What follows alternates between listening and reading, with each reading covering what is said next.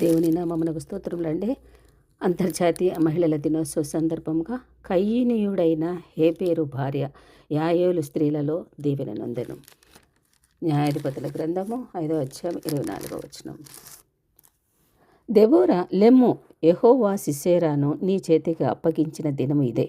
యెహోవా నీకు ముందుగా బయలుదేరును కదా అని బారాకుతో చెప్పినప్పుడు బారాకు ఆ 10,000 మంది మనుషులను వెంటబెట్టుకొని తాబోరు కొండ మీద నుండి దిగి వచ్చెను. బారాకు వారిని హతము చేయనట్లు యెహోవా సిసెరాను అతని రథములన్నిటినీ అతని సర్వసేనను కలవరపరచగా సిసెరా తన రథము దిగి కాలినడకను పారిపోయెను.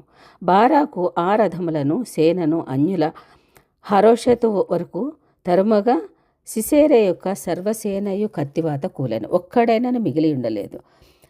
హాసోరు రాజైన యాబీనునకును కయీనీయుడైన హేబెరు వంశస్థులకును సమాధానం కలిగి ఉండెను గనుక సిసెరా కాలినడకను కయీనీయుడకు హేబెరు భార్య అయిన యాయేలు గుడారమునకు పారిపోయిన. అప్పుడు యాయేలు సిసెరాను ఎదుర్కొనబోయి అతనిని చూచి, నాయేలిన వాడ నా తట్టు తిరుగుము, భయపడకుమని చెప్పినందున అతడు ఆమె గుడారంను చొచ్చెను.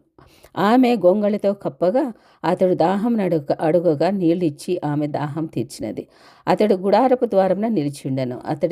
అతడే గాని లోపలికి వచ్చి, ఇక్కడ ఎవరైనా ఉన్నాడా అని నిన్ను అడిగిన ఎడల నీవెవరినూ లేడని చెప్పమనెను. పిమ్మట హేబెరు భార్య అయిన యాయేలు గుడారపు మేకు తీసి సుత్తి చేత పట్టుకొని అతని యొద్ద మెల్లగా వచ్చి అతను అలసటి చేత గాఢనిద్ర కలిగి ఉండగా నేల మట్టుకు దిగునట్లుగా ఆ మేకును అతని కణతలలో దిగగొట్టగా అతడు చచ్చెను.